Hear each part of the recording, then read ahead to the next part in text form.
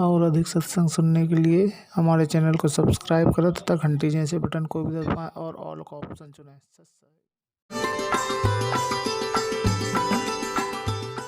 परमात्मा कहते हैं कि तन दर सुखिया कोई न देखा, जो देखा सो दुखिया हो।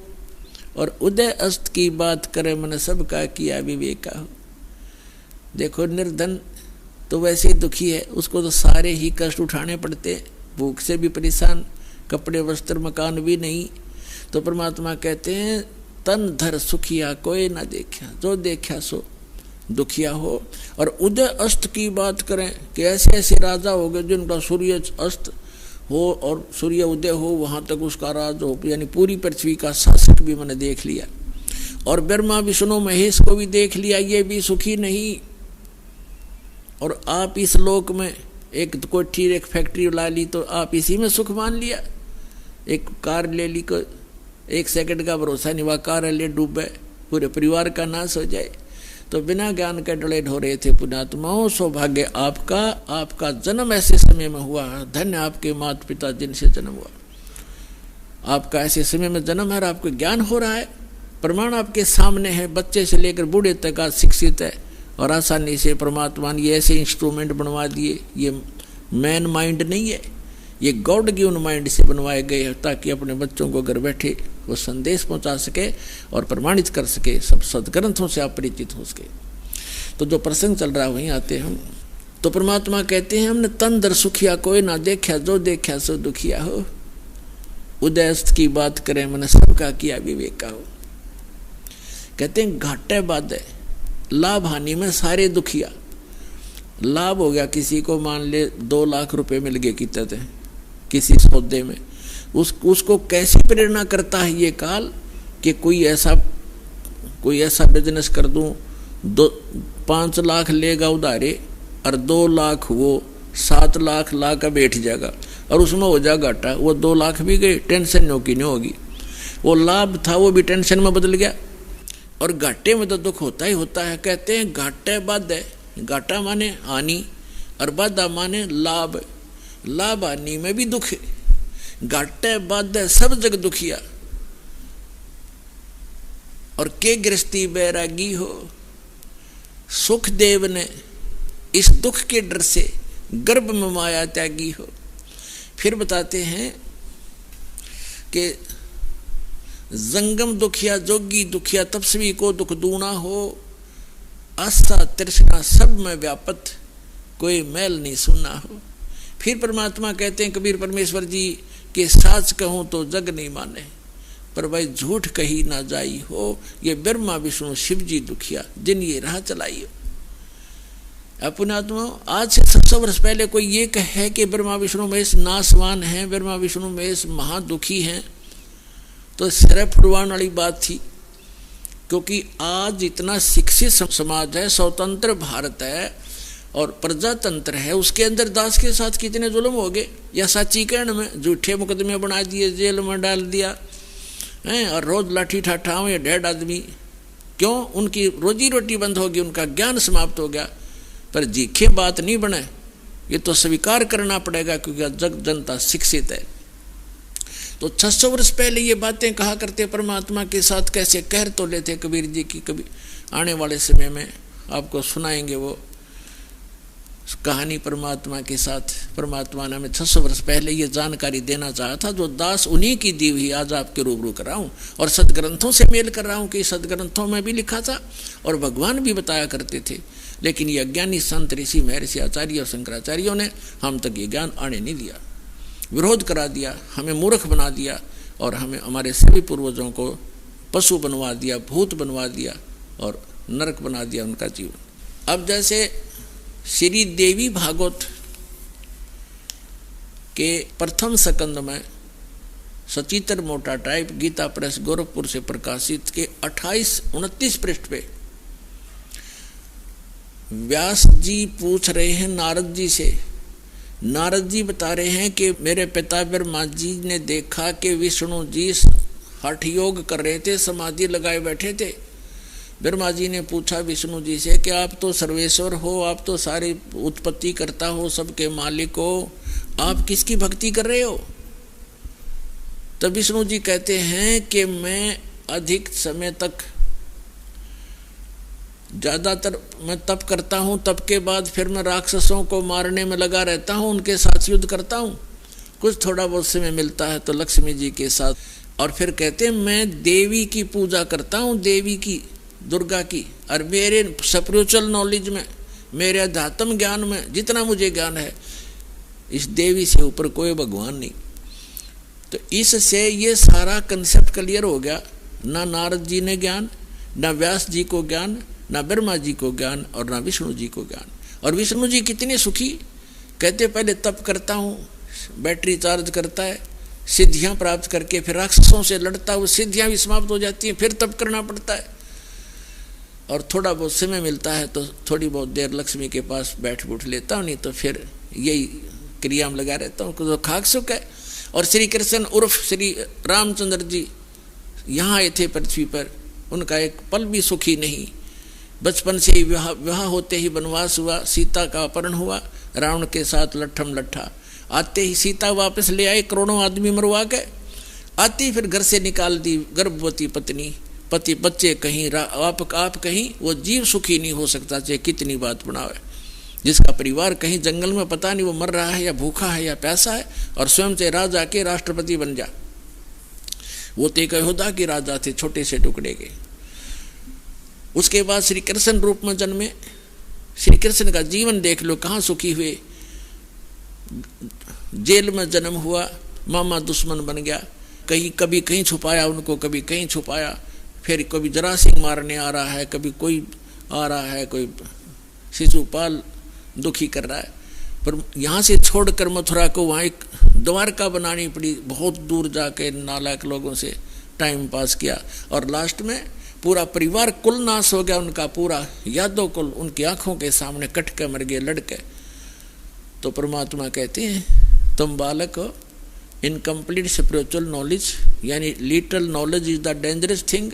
तो आपको नीम हकीम गुरु मिले और ये लिटल नॉलेज प्राप्त था, आप इसी में संतुष्ट थे, क्योंकि विद्यार्थी तो टीचर के ज्ञान पर विश्वास ही करता है, आपके टीचर गलत थे। तो परमात्मा कबीर जी कहा करते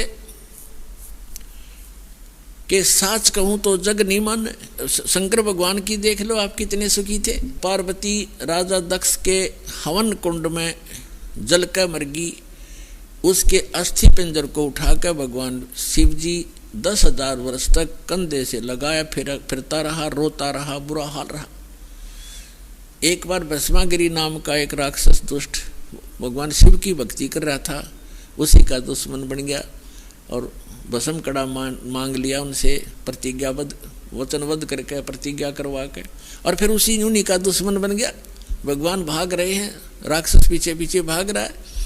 तो परमात्मा कहते हैं आप जी इतने रंग गए इस अज्ञान के रंग में कि ये बात सुनकर भी प्रसन्न नहीं हो, आपने ये सुननी पड़ेगी। जय कल्याण चाहते हो, ये सुननी पड़ेगी। तो क्या बताते हैं भगवान के साच कहूँ तो जग नीमन, और झूठ कही ना जाई हो, और ब्रह्मा विष्णु शिव जी दुखिया जिन ये राह चलाई हो। फिर बताते हैं कि सुरपति दुखिया भूपति दुखिया, रंग दुखी व प्रीति हो, कहे कबीर और सब दुखिया, एक संत सुखी मन जीती हो। कहते हैं सुरपति, आप तो देखो निर्धन समझता है धनवान सुखी, धनी व्यक्ति सुखी होगा। अब धनी सोचता है कि ये राजा लोग सुखी होंगे, राजनेता सुखी होंगे। अब राजा लोग कहते हैं कि स्वर्ग में सुख होगा, यहां तो हम कति दुखी। स्वर्ग के देवता ये समझते हैं कि इंद्र सुखी है, हम तो इसके अधीन है, पराधीन, सुख सपने ही नाई। अब इंद्र सपने में भी सुख नहीं इंद्र को। इंद्र की ऐसी दुर्गति आप पुराणों पढ़ कर देखो। एक दुर्वासा नाम के ऋषि थे, उसने इंद्र को एक माला भेंट कर दी। इंद्र हाथी पर बैठा जा रहा था, इंद्र ने वो माला हाथ में ऊपर से ही पकड़ ली हाथी पर ही, और हाथी के आगे एक प्लेटफार्म सा होता है, काफ़ी चौड़ा स्थान हाथी का, वहाँ रख देते हैं माँ हाथी ने वो सूंड से पकड़कर माला और नीचे पटक दी। इस बात से दुर्वासा ऋषि कुपित हो गए और श्राप दे दिया इंद्र को कि तेरा सब वैभव नष्ट हो जाएगा। अब कुछ दिनों के बाद राजा वो इंद्र निर्धन हो गया, उसका राज राक्षसों ने लूट लिया। वो जंगल में भाग गया कि तो छुप कर टाइम पास किया। और भी पता नहीं कितनी कथाएं इस इंद्र के बारे में, बहुत कहने। इसका एक बार एक ऐसी बीमारी लाग गई तो परमात्मा कहते हैं सुरपति दुखिया भूपति दुखिया रंक दुखी बपरीती हो, कहे कबीर और सब दुखिया, एक संत सुखी मन जीती हो, संत सुखी मन जीती हो। तन दर सुखिया कोई न देखा, जो देखा सो दुखिया हो। उदय अस्त की बात करते हैं, मन सबको कियो विवेका हो, सबका किया विवेका हो। सुरपति दुखिया, भूपति पूरी पृथ्वी का मालिक भी दुखिया, राजा दुखिया। और रंग दुखी बपरीती हो, रंग निर्धन तो स्वाभाविक दुखी है। फिर परमात्मा कहते हैं कहे कबीर और सब दुखिया, एक भक्त संत सुखी मन जीती हो। जिन्होंने अपने मन को जीत लिया केवल वही सुखी हो सकता है, और कोई प्राणी इस पृथ्वी 21 ब्रह्मांड में सुखी नहीं। अब मन जीती कौन होगा? अब मन को जीतना कोई बालकों का खेल नहीं है। मन को कोई रोक भी नहीं सकता। गीता ज्ञानदाता ने अर्जुन से कहा कि मन को जीत के इंद्रियों को काबू करे। तब अर्जुन ने कहा कि हे भगवान, इस मन को जीतना तो बड़ा कठिन है। तो गीता ज्ञानदाता भी इसी बात पर कहता है कि इस मन को रोकना तो अर्जुन वायु को रोकने के समान है।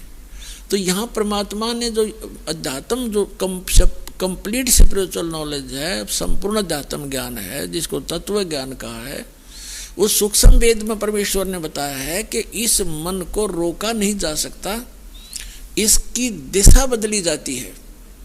और जिस स्पीड से ये बुराइयों में ग्रस्त है, जिस स्पीड से बुराई कर रहा है, धन जोड़न में कति समर्पित है, या शराब पीने में लगा हुआ है, या कोई और डाकू बन गया है, चोरी करने में पूरा जो है स्पीड खींच रहा है, इसकी दिशा बदल दी जाती है इस तत्व ज्ञान से। अब आगे बताएंगे, आज के प्रसंग में यही होगा। अब क्या प्रसंग चल रहा है कि 7वें अध्याय के 29वें श्लोक में कहा है कि इस तत्व ज्ञान से परिचित होने के उपरांत प्राणी केवल जरा और मरण से ही छूटने का प्रयत्न करता है, और वो तत्ब्रह्म से परिचित हो चुका है। 8वें अध्याय के प्रथम मंत्र में, गीता अध्याय नंबर 7 में केवल 30 मंत्र हैं। 29 में तो ये कहा है कि जो जरा और मरण से छूटने का प्रयत्न करते हैं, यानी वृद्धावस्था के डर से और मृत्यु के भय से, इस दुख से छूटने का जो प्रयत्न करते हैं, वो तत्ब्रह्म से परिचित है, सारे अध्यात्म से परिचित है और सभी कर्मों से परिचित है। 7वें अध्याय के 30वें मंत्र में सिर्फ इतना कहा है उस गीता ज्ञानदाता ने कि जो मेरे सत्य का ज्ञान रखते हैं वो मुझे ही जानते हैं और मुझे ही मानते हैं। फिर 8वें अध्याय के प्रथम मंत्र में अर्जुन ने प्रश्न किया कि हे भगवान, जो आपने 7वें अध्याय के 29वें श्लोक में जिस तत्ब्रह्म की जानकारी दी है कि उसको जानने के पश्चात ये साधक केवल जरा और मरण से छूटने का प्रयत्न करते हैं, यहाँ की किसी वस्तु की डिमांड नहीं रखते, तो किम तत्ब्रह्म, वो तत्ब्रह्म क्या है? 8वें अध्याय के 3रे श्लोक में श्रीमद् भगवत गीता में गीता ज्ञानदाता ने कहा कि वो परम अक्षर ब्रह्म है, यानी गीता ज्ञानदाता से अन्य है और वो 3रे नंबर का प्रभु है। अब हम फिर आते हैं गीता अध्याय नंबर 15 के श्लोक 16 और 17 पर। श्रीमद् भगवत गीता अध्याय नंबर 15 के श्लोक नंबर 16 में 2 पुरुष, सरपुरुष और अक्षर पुरुष, इन्हीं को सरब्रह्म भी कह सकते हैं, इसको अक्षर ब्रह्म भी कहते हैं, इनके अन्य पर्यायवाची नाम हैं। और गीता अध्याय नंबर 15 के श्लोक 16 में कहा कि 2 पुरुष हैं, एक सरपुरुष एक अक्षर पुरुष, और ये दोनों नाशवान। इनके अंतर्गत जितने प्राणी हैं वो भी नाशवान। जीवात्मा तो किसी की भी नहीं मरती, हो तो कुत्ते की भी ना मरती, गधे की भी नहीं मरती। इसके तुरंत पश्चात गीता अध्याय नंबर 15 के श्लोक नंबर 17 में गीता ज्ञानदाता कहता है कि पुरुषोत्तम तो कोई और है। उत्तम पुरुष कहो चाहे पुरुषोत्तम कहो, पुरुषोत्तम तो कोई और है। उत्तम पुरुष है तू अन्य, ये इन दोनों से कोई और है। सरपुरुष और अक्षर पुरुष से, सरपुरुष कहो सरब्रह्म कहो, अक्षर पुरुष कहो अक्षर ब्रह्म कहो, इनसे कोई और है, अन्य है, हटकर है, सेपरेट है। और परमात्मा इति उदाहरते है, वही वास्तव में परमात्मा कहा जाता है। अपने आत्मा जिस लोक में आप रह रहे हो, कोई फ्लड से मर रहे हैं, कहीं भूकंप आ गया, किसी कोई कैंसर से पीड़ित है, किसी का वैसे एक्सीडेंट में मर जाते हैं, कोई किसी तरह दुखी है, कोई भी टेंशन से फ्री नहीं है, तो जिस लोक में हम रह रहे हैं क्या ये परमात्मा का लोक हो सकता है? परमात्मा का अर्थ होता है श्रेष्ठ आत्मा जो दुख देख नहीं सकता अपने बच्चों का। तो सतलोक है वो स्थान जहाँ परमात्मा का अपना स्थान है। ये तो एक रिजेक्टेड प्लेस है। जैसे फॉर एग्जाम्पल आपको बताएं, पुराने समय में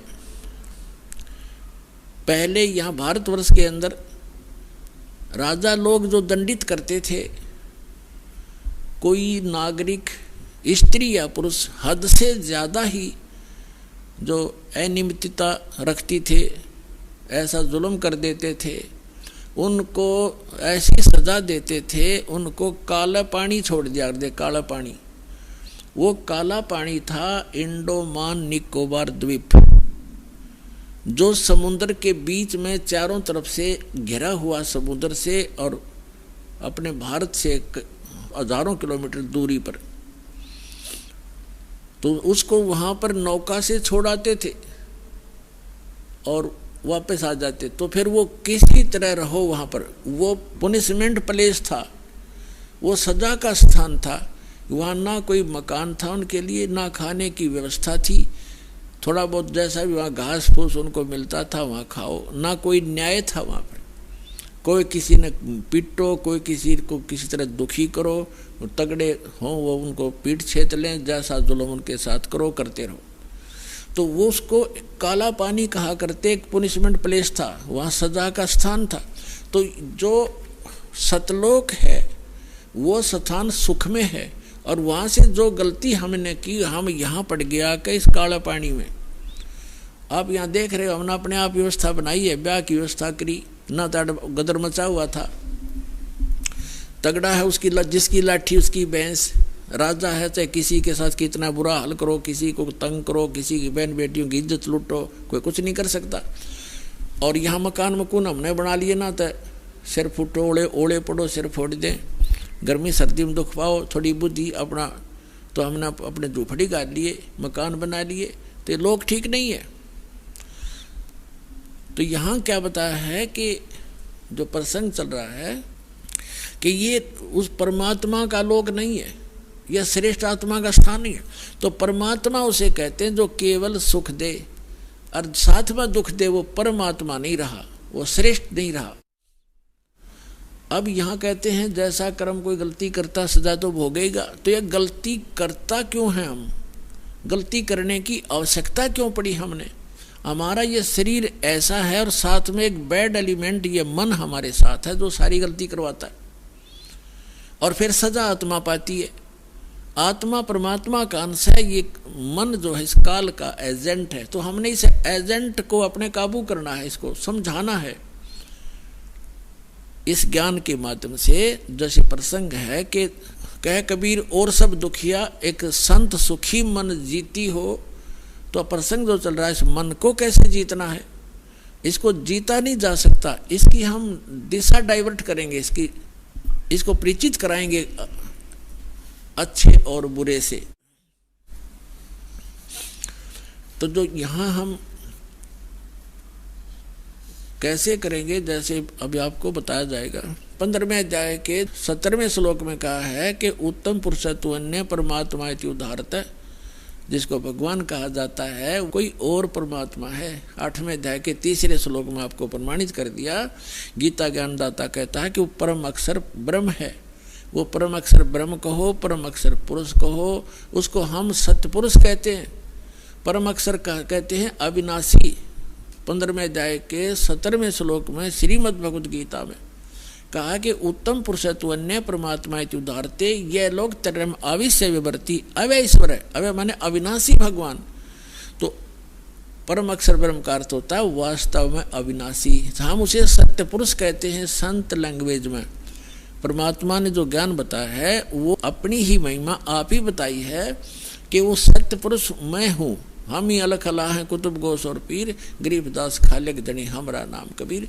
अपनी महिमा को बताने के लिए भगवान स्वयं ही आते हैं परमात्मा। और वो बार बार अपने आप को भगवान नहीं कहते, क्योंकि हमारी जो बुद्धि थी वो दूसरे रंग में रंगी हुई थी कि भगवान निराकार है, और यदि साकार है तो राम और श्री कृष्ण है, और नहीं बस। इसलिए भगवान ने अपना परिचय भी दिया। जब हमारी कुछ देखा कि इनमें कुछ कड़वापन आता है, इनको अभी स्वीकार नहीं कर पा रहे हैं, तो फिर अपने आप को छुपा कर कहते हैं कि वो परमात्मा सतलोक में रहता है, वो सत्य पुरुष है, वो सारी सृष्टि का रचनहार है। वहाँ जाने के बाद मृत्यु नहीं होती, और वहाँ कोई प्राणी दुखी नहीं है, वहाँ वृद्ध अवस्था नहीं है, और वहाँ पर मृत्यु नहीं होती, आपका परिवार होगा। तो इसलिए वो अपनी महिमा को बताने के लिए भी अपने आप को छुपा कर ही कह रहा है। अब जो प्रसंग चल रहा है कि इस लोक में कोई प्राणी सुखी नहीं है, और केवल एक मन को जीतने वाला ही सुखी हो सकता है।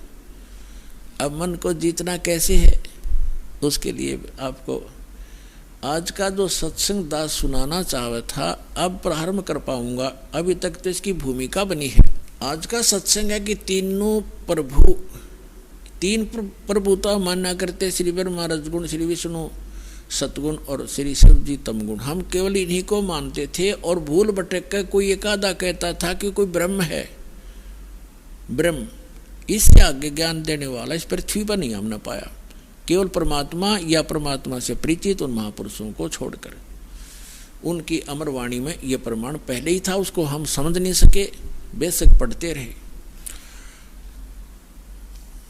और फिर 3 पुरुष, इनसे हटकर वास्तव में 3 पुरुष कौन है? सरपुरुष 21 ब्रह्मांड का स्वामी, जिसको ब्रह्म काल कहते हैं, ज्योति निरंजन भी कहते हैं। और दूसरा अक्षर पुरुष, जिसको अक्षर ब्रह्म भी कहते हैं, जो 7 शंख ब्रह्मांड का स्वामी है। 7 शंख, नील, पद्म, शंख, ये गणित की रीति से समझा जा सकता है। और तीसरा जो परम अक्षर ब्रह्म है, गीता अध्याय नंबर 8 के श्लोक नंबर 3 वाला, गीता अध्याय नंबर 15 के श्लोक नंबर 17 वाला, वो असंख्य ब्रह्मांड का स्वामी, असंख्य यानी इंक्लूडिंग सरपुरुष एंड अक्षर पुरुष, इन सब के ऊपर जिसकी प्रभुता है उसको वासुदेव कहते।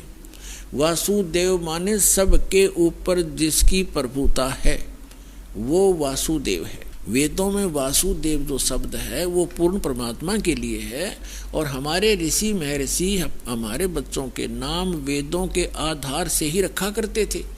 लेकिन जैसे आज कोई रामचंद्र नाम रखे हुए अपने बच्चे का, अच्छी बात है, रामचंद्र एक अच्छा नाम है, लेकिन वो रामचंद्र थोड़ा ही हो सकता, उसका बच्चा जो दशरथ का पुत्र था।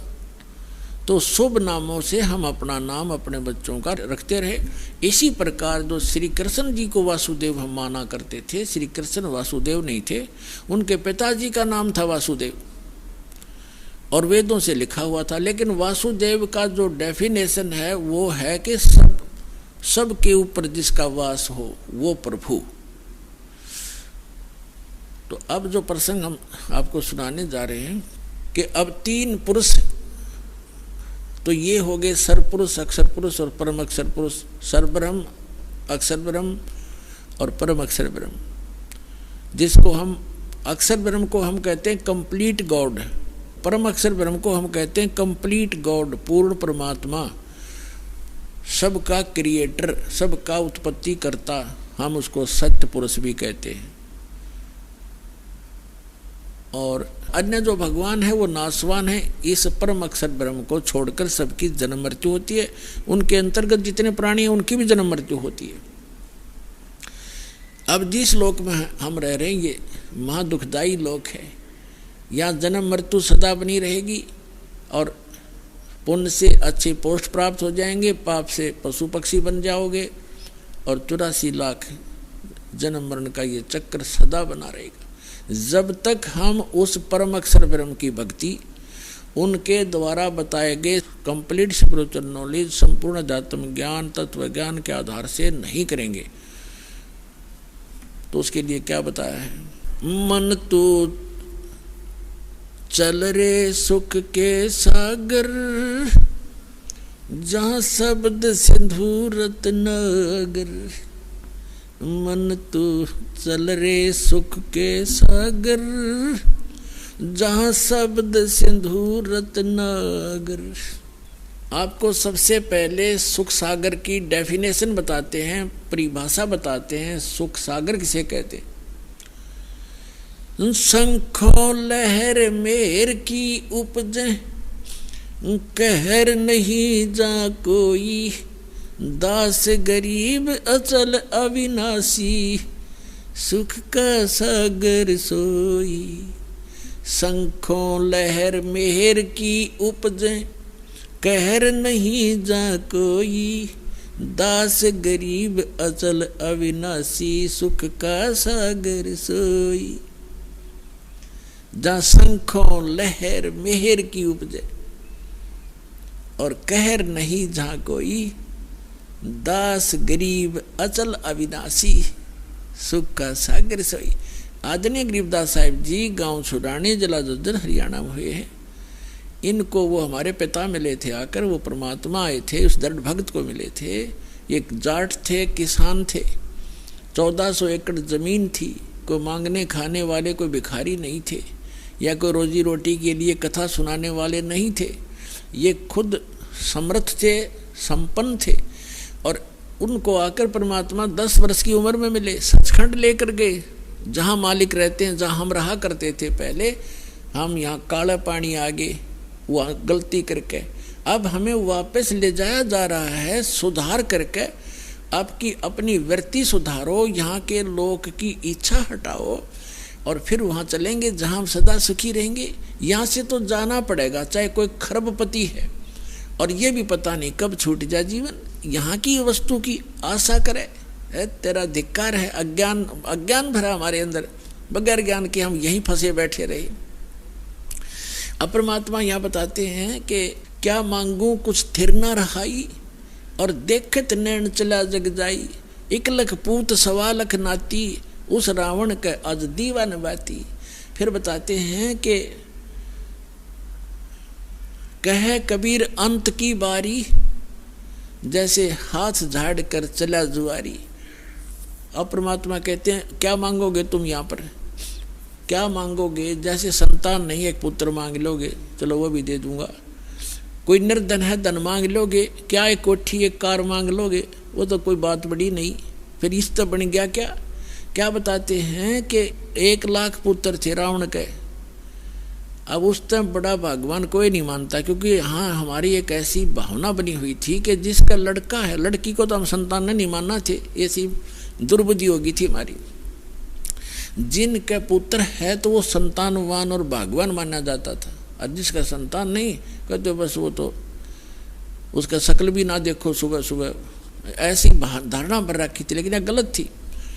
अब परमात्मा कहते हैं रावण के 1 लाख बेटे थे, अर्जा सत भक्ति ना करने से रावण की क्या दुर्गति हुई? अंत में कोई ज्योति जगाने वाला नहीं रहा, घर में दीप जगाने वाला नहीं रहा। और इतना धन जो रावण के पास था, तो 7 जन्म नहीं इकट्ठा कर सकते। 1 लाख वर्ष की उम्र हो जाए तो नहीं इकट्ठा कर सकते। सर्व सोने की लंका थी वह रावण से रणधीरम, एक पलक में राज विराजी जम के पड़े जजीरम। फिर परमात्मा कहते हैं कि रति कंचन पाया नहीं, रावण चलती बार, 1 ग्राम सोना भी रावण साथ नहीं ले जा सका, यहीं छोड़कर चला गया। तो यहाँ परमात्मा कहते हैं कि ऐसे इस लोक से आपकी इच्छा हटेगी और आपको सच्चाई का पता चलेगा, तब ये मन आपको जो अन्य स्थानों पर घसीट कर ले जा रहा था, बुराइयों में घसीट रहा था, कहीं माया जोड़ने में, कहीं चोरी करने में, कहीं पर रिश्वतखोरी करने में, और कहीं पर फिर कोठी बंगले फैक्ट्री लाने में, तो फिर ये घसीटना छोड़ देगा, इसको ज्ञान हो जाएगा, ये आत्मा प्रबल हो जाएगी, इसको धिक्कारण लग जाएगी, फिर ये इसके साथ हो जाएगा, फिर इसकी स्पीड बना दी जाएगी भक्ति में, दान में, फिर ये इतनी ही स्पीड से इस साइड में लगेगा और इसी स्पीड से फिर हम पार होंगे। जैसे घसीट कर हमें नरक में ले जाने की सब क्रियाएं स्पीड से करवा रहा था, फिर सतलोक ले जाने की क्रियाएं यही मन फिर उसी स्पीड से करवाएगा। ऐसे इसकी दिशा बदलेंगे। अब यहाँ प्रसंग चल रहा है कि सुख सागर की परिभाषा बताएंगे पहले, फिर वहां चलेंगे जहां पर क्या व्यवस्था वो बताएंगे कि शंखों लहर मेहर की उपजे और कहर नहीं जहां कोई, दास गरीब अचल अविनाशी, सुख का सागर सोई। तो ये प्रसंग जो चल रहा था कि गरीबदास साहिब जी को परमात्मा मिले थे गांव छुडानी जिला झज्जर हरियाणा के खेतों में, जहां वो अपने ही खेतों में अपने ही फील्ड में गरीबदास साहिब जी गौवें चरा रहे थे, गौ पाली गए हुए थे, और भी गांव के काफी बड़े बड़े भी छोटे भी, यानी सबसे छोटी उम्र के गरीबदास जी ही थे, उनसे बड़े कोई 20 वर्ष का, कोई 25, कोई 40, कोई 50 वर्ष के भी व्यक्ति गौओं के साथ चराने के लिए फील्ड में ले गए थे। तो वहां से परमात्मा आए थे जिंदा महात्मा का रूप बना के सतलोक से, जैसा कि उनका विधान दास ने बताया, वेदों में प्रमाणित है कि वो परमात्मा ऐसी ही लीला किया करते हैं।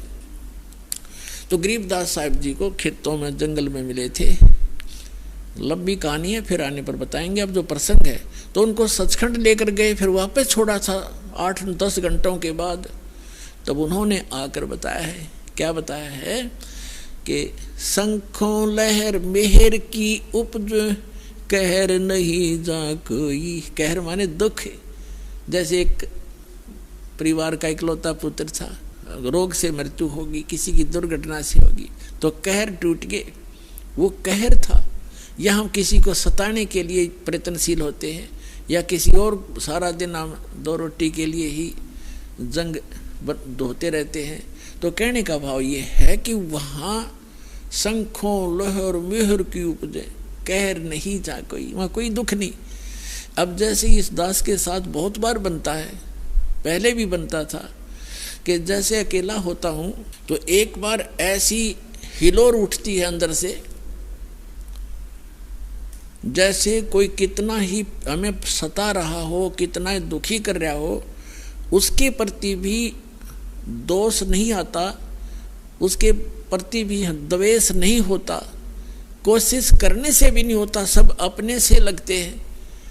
लेकिन वो होती है कुछ अक्षणों के लिए, और उसके जाते ही अंदर फिर वही गंध भर जाता है, वही राग द्वेष, वो ऐसा कर दूंगा, उसने ऐसे कैसे बोल दिया, वो क्या समझता है अपने आप को।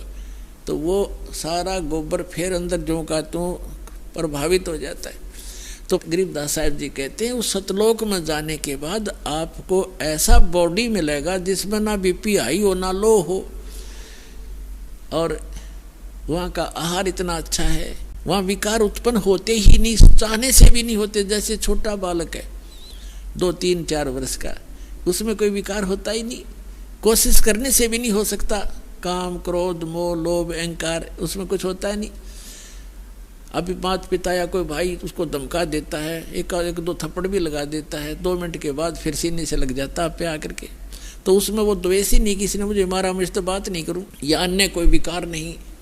तो इस प्रकार वहाँ आपको ऐसी बॉडी मिलेगी जिसमें आप में कोई विकार नहीं आएगा, और आपका पूरा परिवार होगा।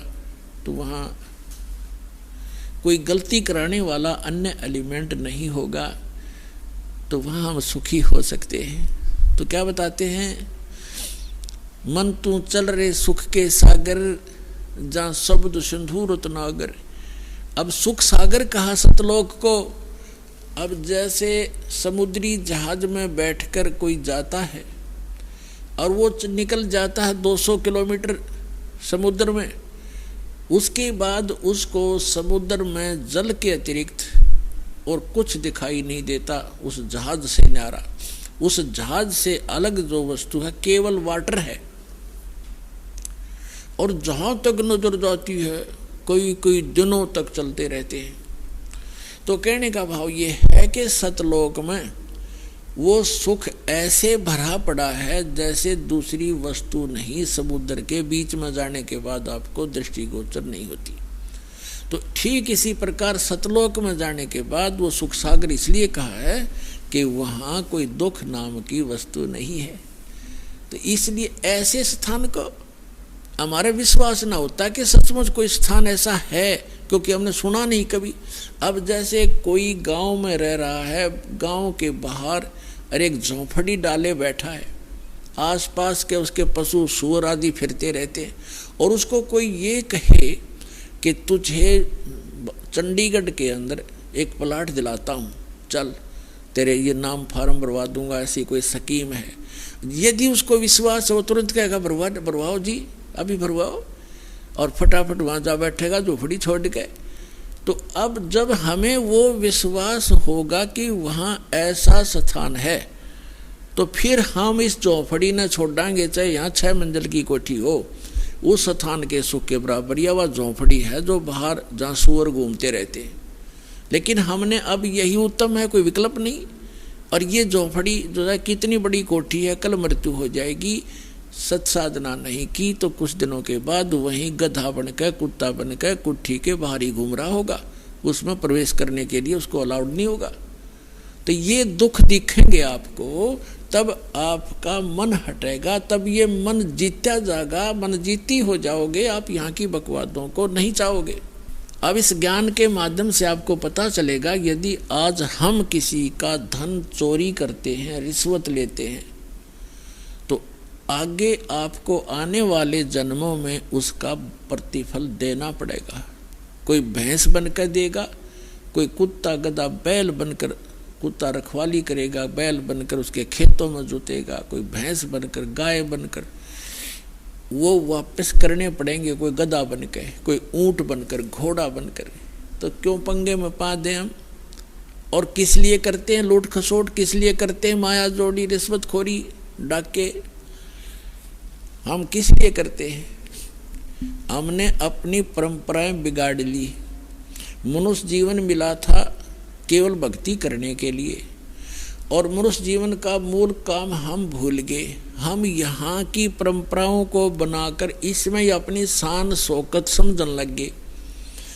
किसी के पास धन हो गया और उसने लड़की का विवाह करने लगा, तो उसने लड़की के विवाह में, कि उसके पास पैसा है, चाहे कहीं से भी प्राप्त है, पूर्व संस्कार से है या 2 नंबर से किया है, तो उसने लड़की के विवाह में सारे फंड कर दिए, डीजे बजाना, फलाना करना, इतने व्यक्ति बुलाने हैं, ऐसा धन देना है, इतना दान दे दिया, कुट कार दे दी हैं। अब उसने तो दे दी, उसने तो बकवाद कर दी क्योंकि पैसा है। अब गरीब आदमी की लड़की का जब विवाह होता है तो आत्मा तो उसकी भी रोती है।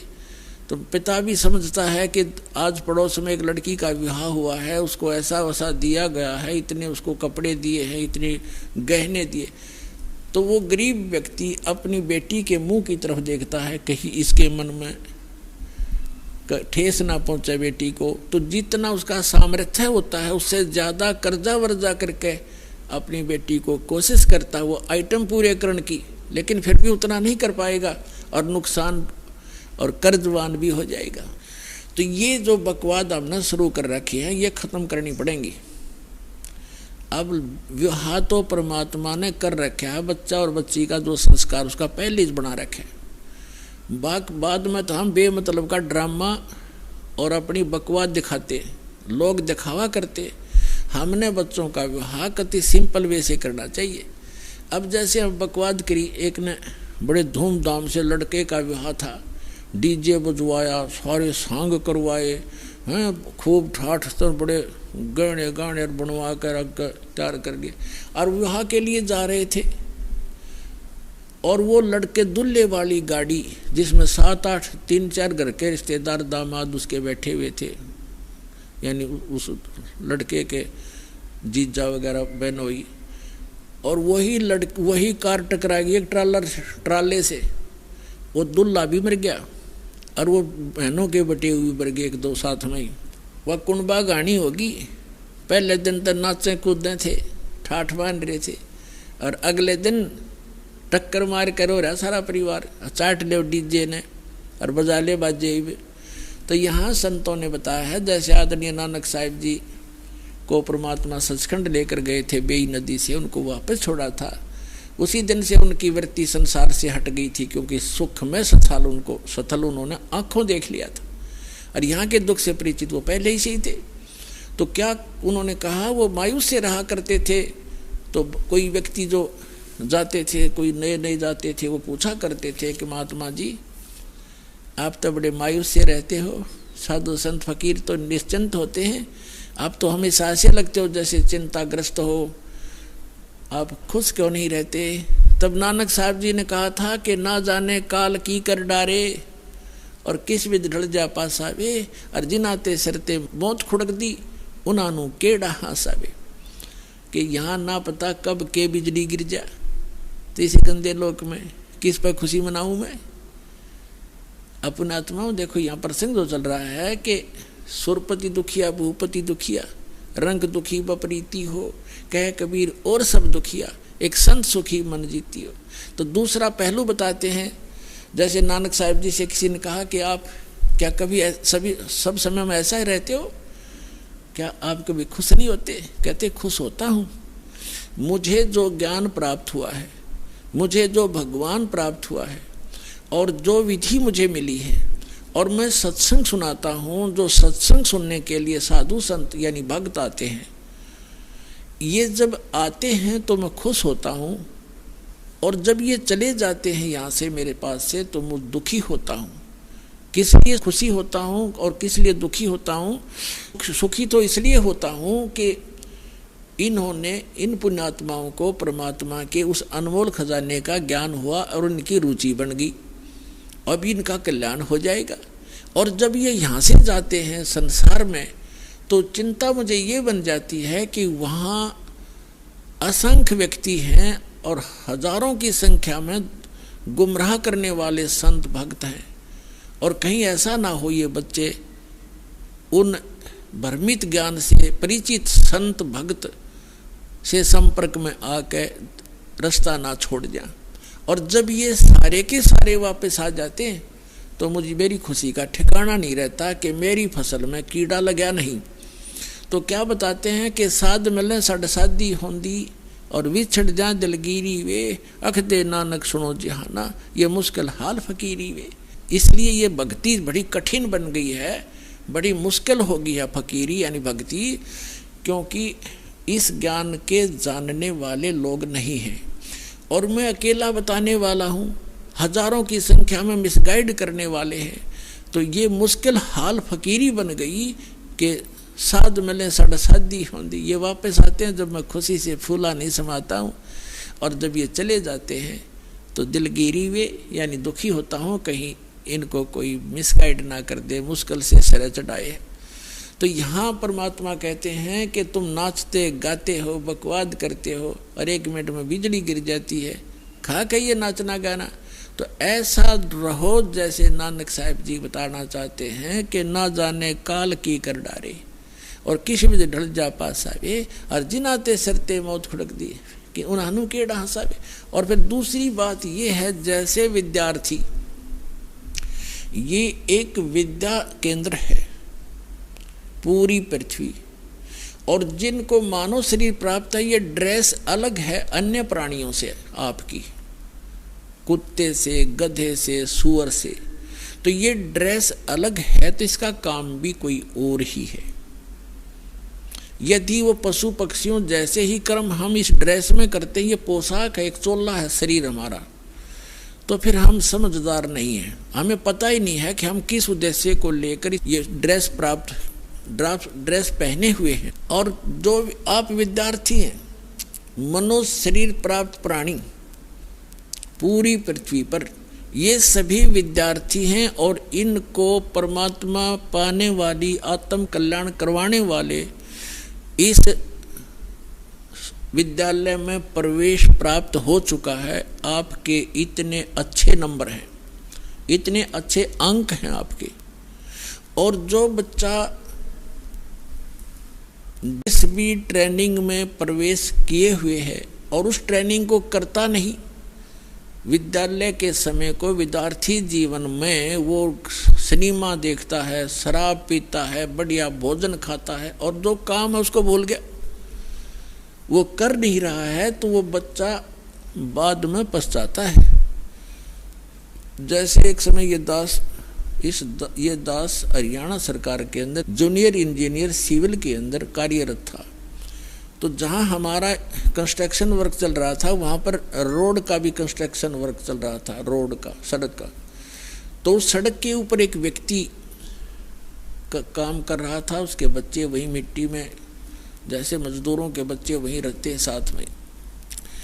और वहाँ पर एक एक्शन आ गया, उसी रोड का एक्शन, एक अधिकारी होता है, कार्यकारी अधिकारी, इंजीनियर। तो वो जब वो चला गया इंस्पेक्शन करके, तो वो व्यक्ति क्या कहता है मजदूर के, ये मेरा क्लास फेलो था, ये एक्शन। कभी हम एक विद्यालय में पढ़ा करते थे, मेरे भाग फूट गए, मैं पढ़ा नहीं, आज मजदूरी कर रहा हूँ और मेरे बच्चे भी देखो यहीं पढ़े हैं, और ये पढ़ गया, समय का सदुपयोग कर गया, आज देखो कारों में चलता है, इसके बच्चे पंखों के नीचे कोठियों में लेटे हुए हैं।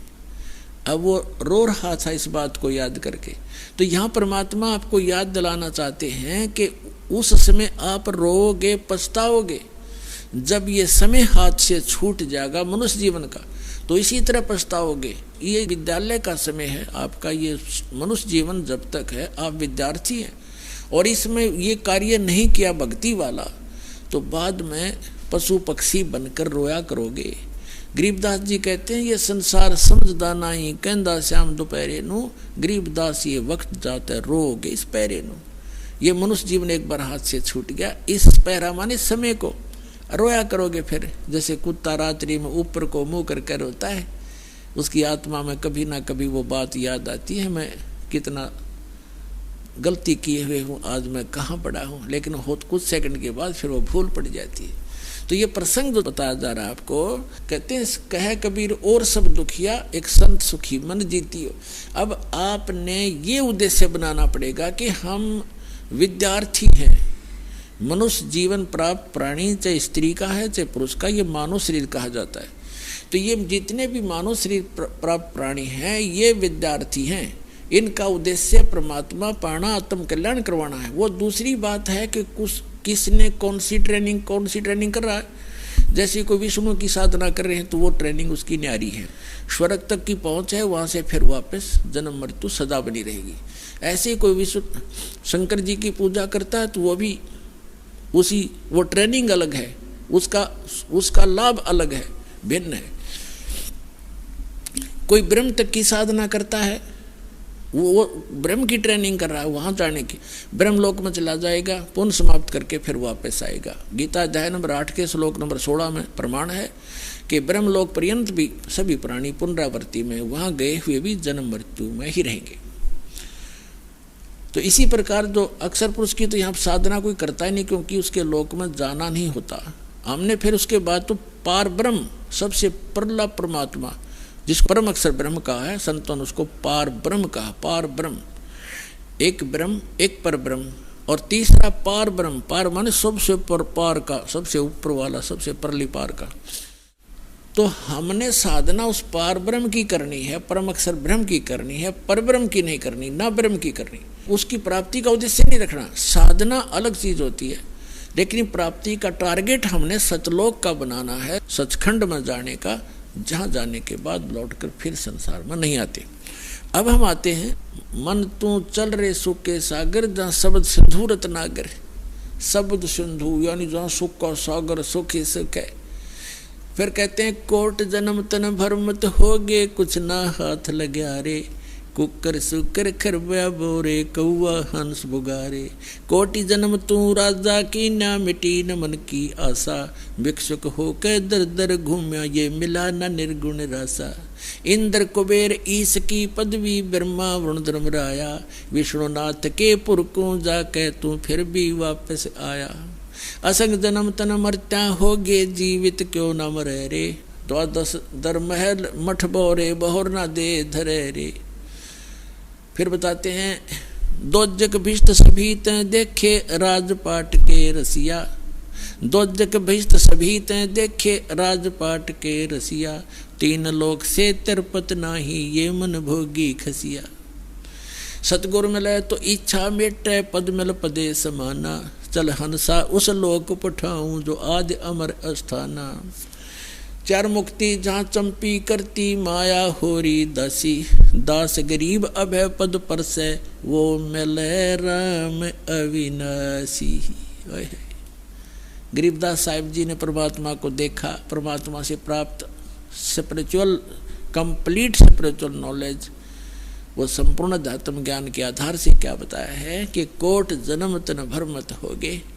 करोड़ जन्म हो गए, जन्म और मृत्यु प्राप्त करते ने, लेकिन तेरी चलो चलो नहीं मिटी, स्थाई स्थान नहीं मिला जहाँ जाने के बाद साधक फिर लौटकर कभी संसार में नहीं आते। वो स्थान नहीं मिला। कोटि जन्म तो भर मत होगे, कुछ ना हाथ लगा रे। और कुकर कुत्ता सुकर सुअर खर गदा। कुकर सुकर खरबा बोरे कौवा हंस बगारे। और कोटि जन्म तू राजा की न मिटी न मन की आशा। और भिक्षुकों के दर दर घूम्या, ये मिला ना निर्गुण रासा। अब ये मार्ग ना मिलने से आप करोड़ जन्म राजा भी रह लिए और ऐसे भी साधक रहे हो कि घर त्याग कर जंगल में वन में जा बैठे। भूख लगी, जंगल नगरी में आए, थोड़ा बहुत आहार मांग ले गए, रोटी, उसी रोटी को सुखा दिया, जंगल में रख लेते थे, ऐसे सूख जाती थी, उनको अगले दिन भेकर खाते थे। दो तीन दिन उनको भेकर खा कर अपना टाइम पास करते थे, थोड़ा सा आहार करते रहते थे। लेकिन साधना सतना होने से उनके आधार से क्या बना? इंद्र कुबेर ईश की पदवी, ब्रह्मा वरुण धर्मराया, विष्णुनाथ के पुर को जाके फिर भी वापस आया। उन साधनाओं से इंद्र की पदवी भी प्राप्त कर ली, स्वर्ग के राजा भी बन गए, कुबेर भी धन के देवता वित्त मंत्री भी बन गए, और ईश ब्रह्मा विष्णु महेश तक की पदवी भी तुमने प्राप्त कर ली। क्योंकि ब्रह्मा विष्णु महेश की भी जन्म मृत्यु होती है, अभी आपको प्रमाणित कर दिया। इंद्र कुबेर ईश की पदवी, ब्रह्मा वरुण धर्मराया, और विष्णुनाथ के पुर को जाके फिर भी वापस है। असंख्य जन्म तो मरता होगे, जीवित क्यों ना मरे। अब यहाँ बताया कि मिला ना निर्गुण रासा, तुझे ये सत साधना ना मिली, ये मार्ग नहीं मिला सही भक्ति का। क्या बताते हैं? सुखदेव ने 84 भुगती बना पजावे खरवो, तेरी क्या बुनियाद पुरानी तू पंडा पंथ पकड़वो। सुखदेव जैसे ऋषि ने भी ये मार्ग ना मिलने से गधे की योनि पाई और पजावे के ऊपर उसने ईंटें ढोई।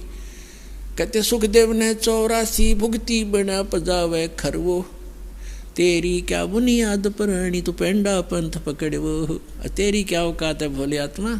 तो वो पेंडा माने रास्ता, मार्ग भक्ति का, वो यथार्थ भक्ति मार्ग ग्रहण कर पकड़। फिर बताते हैं असंग जन्म तन मरत्या होगे, जीवित क्यों न मरे रे।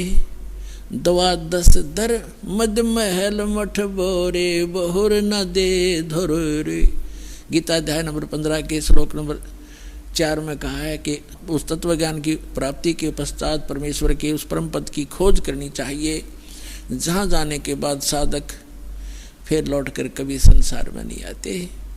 तो यहाँ बताते हैं कि असंग जन्म तन मरत्या होगे, जीवित क्यों ना मरे रे। अब जैसे पुणात्माओं जीवित मरना है, इच्छाओं को घटाना है। एक तो ये ज्ञान से घटेंगी, ज्ञान के बिना मर्यादा बेशक बनाकर बैठ जाओ, ये नहीं बनती, ज्ञान से समाप्त होंगी। जैसे आप कोठी बना रहे हो, सारा जीवन ला दिया कोठी बनाने में, और कल मृत्यु होगी और कोठी रहेगी यहीं।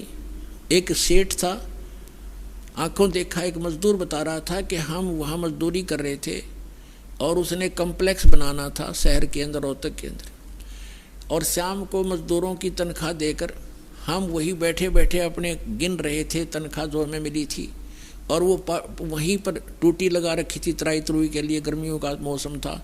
वो स्नान करने लग गया वहीं टूटी के नीचे, नहा के धोती, वो पजामा पहना था और कुर्ता हाथ में लिया था, जब मर गया, वही हार्ट अटैक हो गया, बैठा बैठा रह गया। अब चाट ले उस कम्प्लेक्स ने, उड़ के गधा बन के कुमार के फंसेगा। तो परमात्मा कहते हैं जो काम इसका करने का वो भूल गए बकवादों में, लगे रहे तुम, तो इससे इच्छा हटेगी। तो यहाँ बता रहे हैं, यहाँ परमात्मा आपको सतर्क करना चाहते हैं कि ये लोग ठीक नहीं, जिस काम में सारा जीवन तुम लगा रहे हो ये काम केवल इतना ही नहीं है। अब प्राणी को यहाँ टाइम पास करने के लिए मकान भी चाहिए, से झोंपड़ी दे देता, पर राम नाम बना रहे, भक्ति बनी रहे, या दूर ना हो। और भक्ति बनी रही तो आपको जो भी कोई आपदा, कोई आवश्यकता इस जीवन में पड़ेगी, भगवान आगे धर देगा, ठाका जबरदस्ती दे देगा आपको। अब परमात्मा कहते हैं कल्पे कारण कौन है, कर सेवा निकाम, सेवा माने पूजा, के निष्काम भाव से भक्ति कर और मन इच्छा फल देऊंगा जब पड़े मेरे तक काम। जब तुझे मेरे सतर का काम होगा, तेरे प्राप्ति आओगी, मुझे नहीं दिखती। जैसे परमात्मा के एक भूमिका करके दिखाई है, जुलाहे का काम करके झोपड़ी में रह करके, और दुष्ट लोगों ने झूठी अफवाह फैला दी, झूठे पत्र लिख दिए थे कि कभी साहब भंडारा करेंगे, 18 लाख व्यक्ति आगे भंडारा खाने के लिए, और साथ में ये भी लिख दिया पर्चियों पर, चिट्ठियों पर, कि प्रत्येक भोजन के बाद सबको एक दोहर देगा। बहुत अच्छा कंबल होता था, कंबल टाइप दोहर, कंबल नहीं होते थे बल्कि दोहर ही ज़्यादा प्रचलित थी उसमें, बहुत सुंदर महंगी। और एक असरपी, एक सोने की मोहर, आज तो 30,000 का होता है 10 ग्राम सोना, वो एक मोहर इतनी होती है 10 ग्राम की, कि वो दक्षिणा देगा। इस लालच में सारे तो आगे पृथ्वी के जितने साधु संत थे, नकली असली, और परमात्मा एक झोपड़ी में बैठे, शाम का भोजन है तो सुबह का अन्न नहीं होता, ऐसी स्थिति में 18 लाख व्यक्ति आगे। तो कहते हैं एक लीला की दाता ने वो स्वयं ही हमारे को दृढ़ता लाने के लिए कि तुम भक्ति करना चाहो तो मैं बताऊं ऐसे करते रहो, और तुम्हारे ऊपर कोई भी ऐसी कोई दिक्कत आएगी किसी भी सतर की, तो मैं आगे खड़ा पाऊंगा।